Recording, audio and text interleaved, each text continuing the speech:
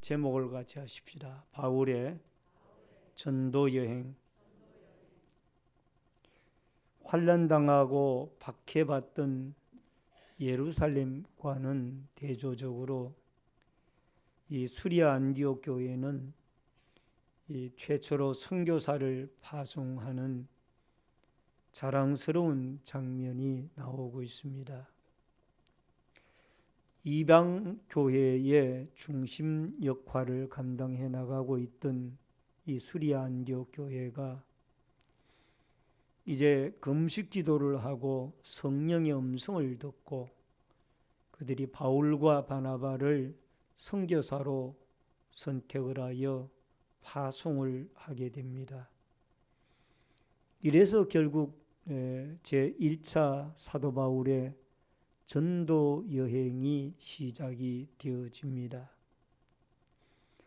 이 수리아 안디옥 교회는 바울과 바나바를 파송할 뿐만 아니라 이방 교회로서 상당히 통큰 가슴을 가진 교회였습니다. 왜냐하면 여기에 교사 5명이 있는데 그 중에 니게르라고 하는 흑인도 있었고 또 분봉왕 헤롯의 젖동생 이 마나엔과 같이 높은 지위에 있던 사람들도 교사로서 그리스도 예수 안에서 하나가 되어져서 각각 하나님의 복음 선교 사역에 마음을 모으고 매진하게 되어졌던 모습을 보게 됩니다. 오늘 여러분과 저는 주님의 지상 명령인 이 복음 전파의 아름다운 사명을 감당하기 위해서 오늘 선교의 장에 큰 획을 긋는 이 수리아 안디옥 교회의 선교사 파송과 더불어 본격적인 이 사도 바울과 바나바의 전도 활동의 아름다운 사명과 사역을 살펴보면서 예수 그리스도를 우리가 어떤 심령을 가지고 전파를 해야 되고 또 하나님의 나라에 대한 우리의 뜨거운 열정이 어떻게 다시 회복이 되어져야 될 것인가를 도전을 받으면서 여러분과 제가 같이 은혜를 나누는 귀중한 축복과 은혜의 시간이 되어질 수 있기를 주의 이름으로 축원합니다. 우선 첫 번째로 안디옥 교회의 선교사 파송입니다. 2절과 3절을 여러분 같이 읽겠습니다. 주를 섬겨 금식할 때에 성령이 이르시되 내가 불러 시키는 일을 위하여 바나바와 사울을 따로 세우라 하시니 이에 금식하며 기도하고 두 사람에게 안수하여 보내니라. 여러분, 수리아 안디옥 교회의 교사가 5명이 있었는데 그 중에 바나바와 바울을 선교사로 파송을 하게 됩니다.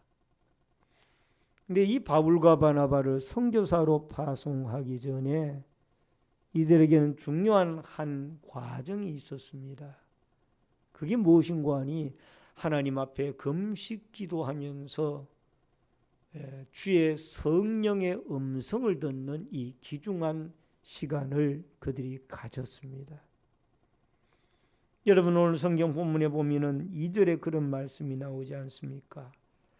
주를 섬겨 금식할 때에 성령이 이르시되 내가 불러 시키는 일을 위하여 바나바와 사울을 따로 세우라 하시니. 여러분, 선교사를 파송하는 이 일에 있어서 온 교우들이 하나님 앞에 금식 기도를 했습니다. 여러분, 인간적인 조건이나 여건을 따져서 사람을 선교사로 선별해서 보내는 것이 아니라 철저하게 그들이 기도하면서 하나님의 뜻을 기다리는 것, 하나님의 음성을 기다리는 것. 그래서 하나님 앞에 한두 사람이 아니라 여기에 5명의 교사뿐만이 아니라 온 교인들이 하나님 앞에 이 금식 기도를 하면서 하나님의 이 택한 선교사 바울과 바나바를 선택하여 안수하여 그를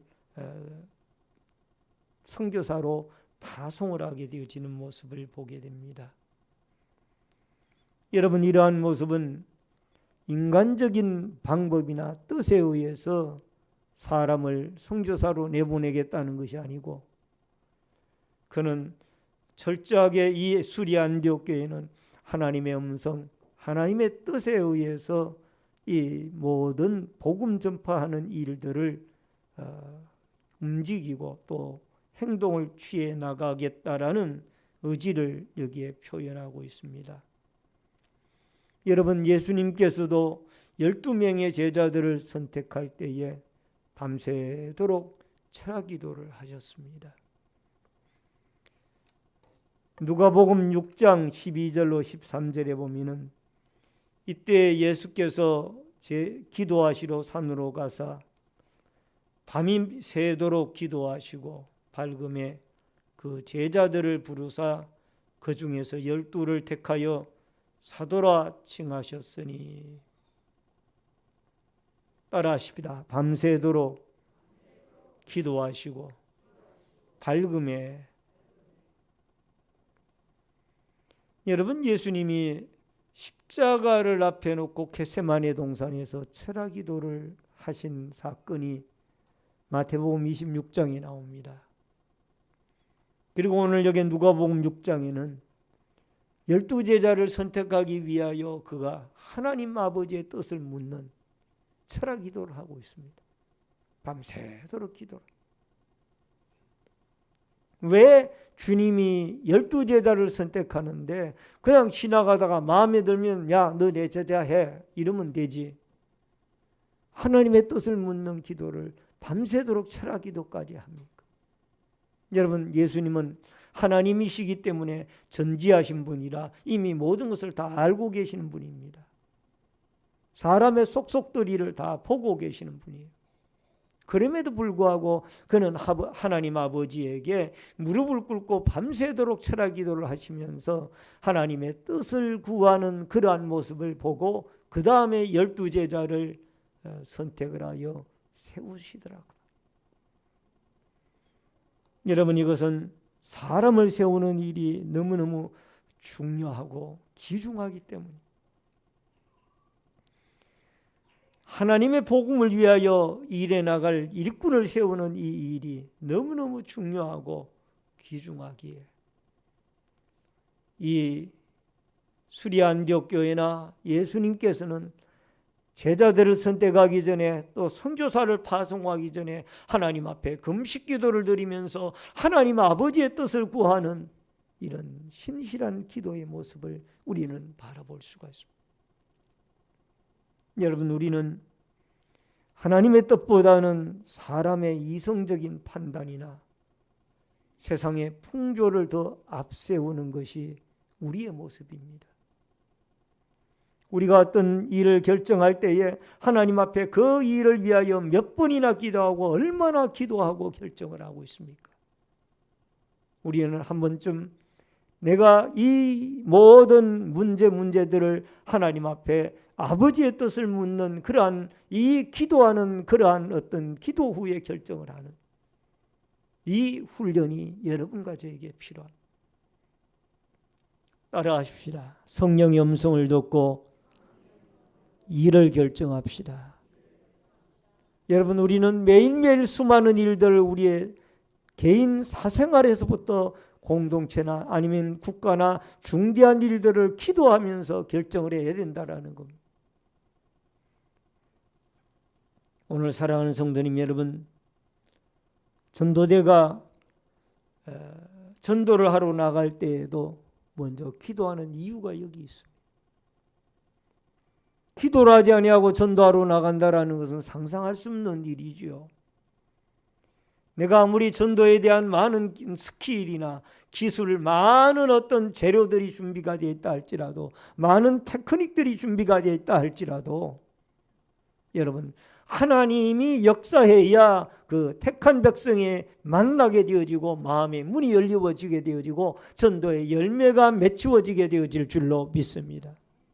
그렇기 때문에 우리는 전도하러 나아가기 전에 먼저 기도해야 되는 거예요. 기도로 무장을 해야 돼요.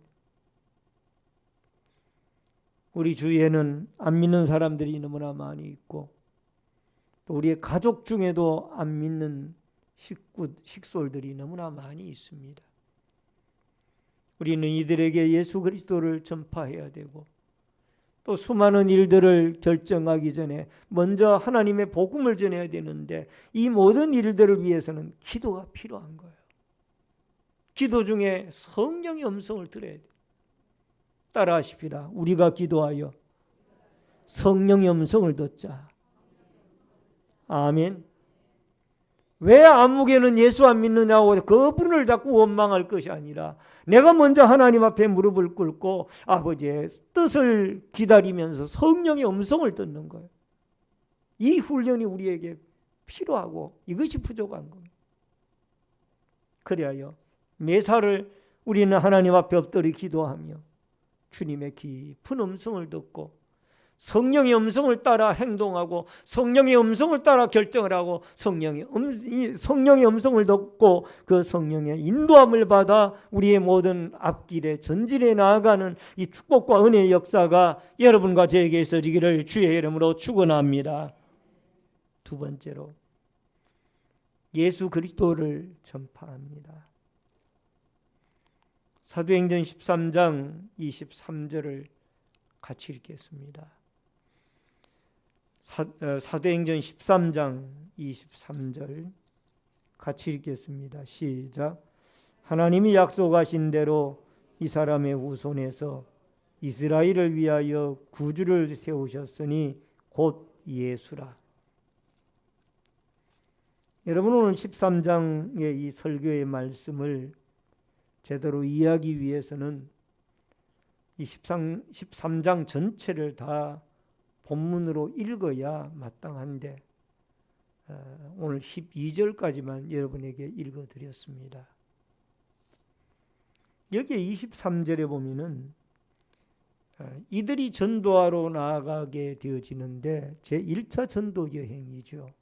그런데 구브로를 거쳐가지고 그들이 바보라는 곳을 거쳐서 그 다음에 그들이 당도한 곳이 어딘고 하니 이 비시디아 안디옥이라는 곳에 그들이 도착을 하게 됩니다. 여러분 이들이 이 비시디아 안디옥에 도착을 하여 복음을 전파하게 되어지는데 우선 이스라엘의 구약의 역사를 먼저 사도 바울이 설명을 하고 있습니다. 우리의 조상을 선택을 하시고 애굽의 노예 생활을 하게 하셨으며 그 다음에 광야 40년의 생활을 하게 하고 그 뒤에 가나안 땅에 그들이 들어가서 사사기의 시대를 거쳐서 그 다음에 왕정 시대로 시대가 이어지고 있는 이 역사를 개괄적으로 설명을 하고 있습니다. 이제 이스라엘의 왕정 시대가 시작이 되어졌는데 제 2대 임금인 다윗을 만나니 이새의 아들 다윗을 만나니 내 마음에 합한 사람이라. 이 다윗에게서 육신의 혈통적으로 말하면은 구세주로 가는 예수 그리스도가 탄생하게 됩니다. 여러분 예수 그리스도의 탄생이 뿌리가 없이 어느 날 갑자기 나타난 분이 구세주라고 예수 그리스도라고 그렇게 그분이 나타난 것이 아니라 이미 유대인들은 구약을 중요하게 여깁니다. 특별히 모세 오경과 시편을 그들은 하나님의 말씀으로 인정을 하고 믿고 따르는데 이 시편에 이 모세 오경에 또 당신들이 인정을 하는 그 이사야 선지자의 글에 다 이 예수님에 대해서 예언을 해놓았지 않나요? 구약에 대해서 잘 설명을 하고 있습니다. 그래서 이사야 53장 5절에 보면은 그가 찔림은 우리의 허물 때문이요 그가 상함은 우리의 죄악 때문이라. 그가 징계를 받음으로 우리는 평화를 누리고 그가 채찍에 맞음으로 우리는 나음을 얻었도다. 나음을 받았도다. 따라하십시다. 그가 찔림은 우리의 허물 때문이요 그가 상함은 우리의 죄악 때문이라. 그가 징계를 받음으로 우리가 평화를 누리고 그가 채찍에 맞음으로 우리는 나음을 받았도다. 아멘. 여러분, 이미 고난당하실 예수님에 대해서 구약 성경이 잘 설명을 하고 있습니다. 예수님은 우리의 인류의 죄를 짊어지고 십자가에서 고난을 당하고 채찍에 맞으시고 그가 나중에는 붉은 피를 흘리시며 우리의 죄를 담당하고 그가 제갈 길을 가고 있는 우리의 죄를 담당하여 우리를 올바른 길로 인도하실 것을 이미 예언을 다 해놓으신 것. 그 예언이 예수님에게 적중이 된 것. 여러분, 시편 16편 10절에는 유대인들은 지금도 이 시편을 즐겨 읽습니다. 이는 주께서 내 영혼을 소홀에서 버리지 아니하시며 주의 거룩한 자를 멸망시키지 않으실 것임이니이다. 따라하십시다. 주께서 내 영혼을 소홀에 버리지 아니하시며 주의 거룩한 자를 멸망시키지 아니하실 것임이니이다. 아멘. 오늘 사랑하는 성도님 여러분, 예수님이 이미 죽은 자 가운데서 부활하실 것까지 구약 성경에 잘 말씀을 해놓고 있습니다. 우리는 성경의 3분의 2 이상의 분량을 차지하고 있는 이 구약 성경의 말씀을 읽으면서 여러분, 그 속에서 예수 그리스도를 만나고 예수 그리스도를 깨닫고 예수 그리스도를 알아가야 될 줄로 믿습니다. 왜냐하면 예수 그리스도를 알지 못하게 되어지면 구약 성경을 읽어 내려갈 때에 우리는 성경을 제대로 이해하지 못하는 거예요. 그래서 구약에 나타나신 예수 그리스도에 대한, 오실 예수에 대한 이 예수님에 대한 진리와 예수님에 대한 예언의 말씀들이 여러분과 제가 성경을 들을 때에, 읽을 때에 깨닫고 그 구약 속에서 만난 예수 그리스도를 많은 사람들에게, 백성들에게 전파하고 또 외치는 이 아름다운 역사가 있어지기를 주의 이름으로 축원합니다. 또 하나는 신약에 나타나신 예수님입니다. 사도행전 13장 24절에 보니까 그가 오시기에 앞서 요한이 먼저 회개의 세례를 이스라엘 모든 백성에게 전파하니라. 세례 요한이란 분이 구약의 마지막 선지자요, 그분이 예수님의 6개월 먼저 오셔서 주님의 길을 준비하신 분입니다. 여러분, 이 세례 요한은 예수님의 광야에 외치는 자의 소리로서 예수님이 하나님의 아들 되심을 준비하고 증거하고 외친 분이 이 세례 요한입니다. 그는 주님과의 비교를 가리켜서 나는 그의 신발끈을 풀기에도 감당하지 못할 자라, 그렇게 말씀을 하고 있습니다.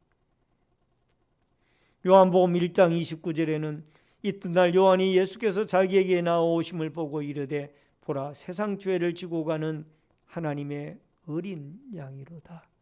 따라하십시다. 세상 죄를 지고 가는 하나님의 어린 양이로다. 아멘.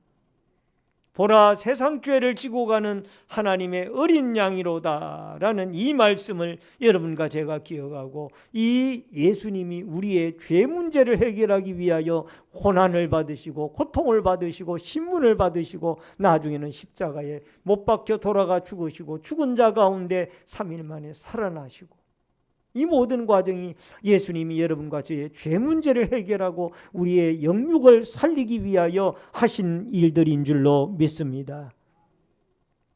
마태복음 1장 21절에 아들을 낳으리니 이름을 예수라 하라. 이는 그가 자기 백성을 그들의 죄에서 구원할 자이십니다.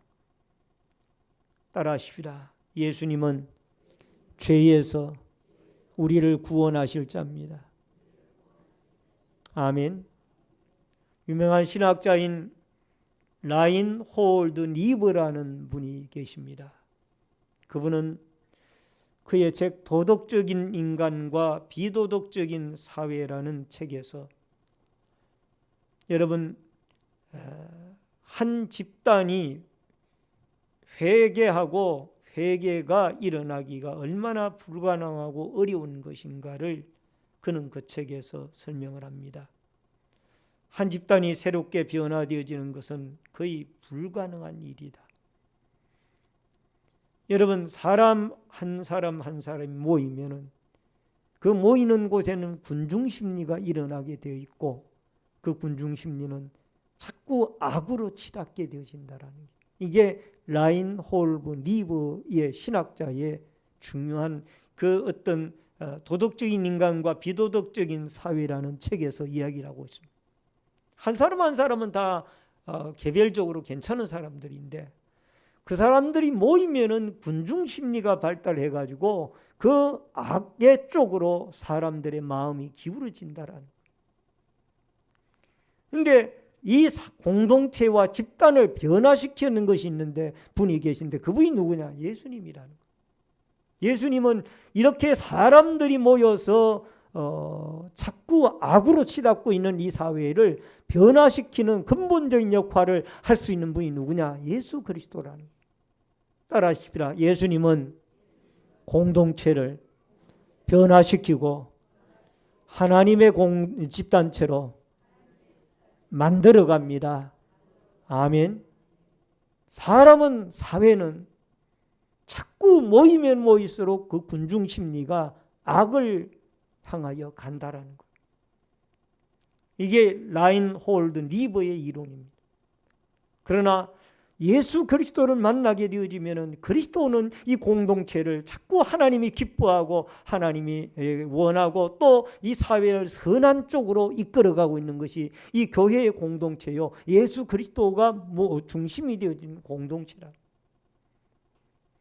그래서 여러분과 제가 하나님이 원하는 기뻐하는 교회가 되어지고 기뻐하는 사회가 되어지기 위해서는 이 사회와 이 교회 속에 예수 그리스도가 중심이 되어지고 예수를 진실로 믿는 믿음의 신자들이 많아져 가게 되어질 때 이 사회는 변화의 역사가 일어나게 되고 이 공동체는 변화의 역사가 일어나게 되어질 줄로 믿습니다. 우리 한 사람 한 사람이 예수 그리스도를 주인으로 삼고 따라하십시다. 나와 세상은 간 곳 없고 구속한 주만 보이도다. 이게 우리의 신앙 고백이 되어져야 돼. 나와 세상은 간 곳 없고 구속한 주만 보이도다. 예수님이 나의 인생의 주인으로서 나를 이끌어 주시고 예수님이 나의 구세주로서 나에게 자리하고 예수님이 구약에 중명하는 예수님, 신약에 우리의 죄를 짊어지신 예수님. 여러분 비시디아 안디옥에서 바울은 이 예수 그리스도를 증거한 거예요.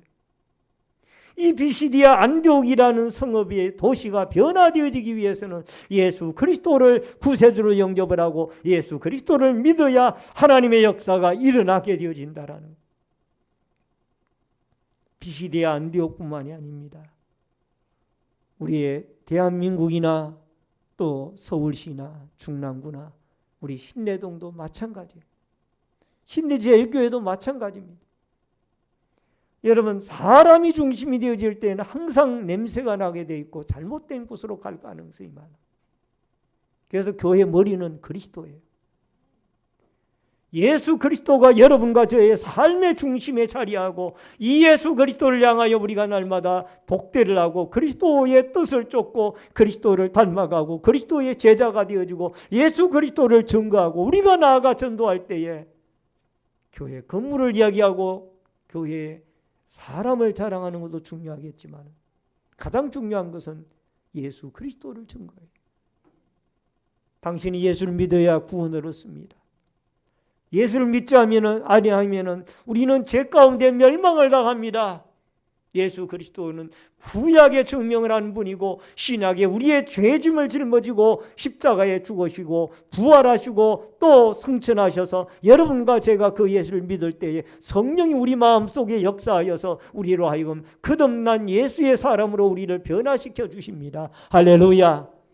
우리는 이 예수를 믿고 예수를 증거하여 여러분 예수로 말미암아 우리의 자신들이 변화가 되어지고 공동체가 변화되어지고 이 사회가 변화되어지는 이 아름다운 역사가 있어지기를 주의 이름으로 축원합니다. 축원합니다. 마지막 세 번째로 부활의 주님을 전해야만 합니다. 13장 34절을 같이 읽겠습니다. 또 하나님께서 죽은 자 가운데서 그를 일으키사 다시 썩음을 당하지 않게 하실 것을 가르쳐 이르시되 내가 다윗의 거룩하고 밑본 은사를 너희에게 주리라 하셨으며. 여러분 불교와 힌두교에서의 교리 가운데 윤회설이 있습니다. 그 불교와 힌두교의 윤회설이라는 것은 지금도 여러분이 아마 인터넷에 들어가 보면은 불교와 힌두교의 윤회설을 올려져 있는 것을 쉽게 볼 수가 있습니다.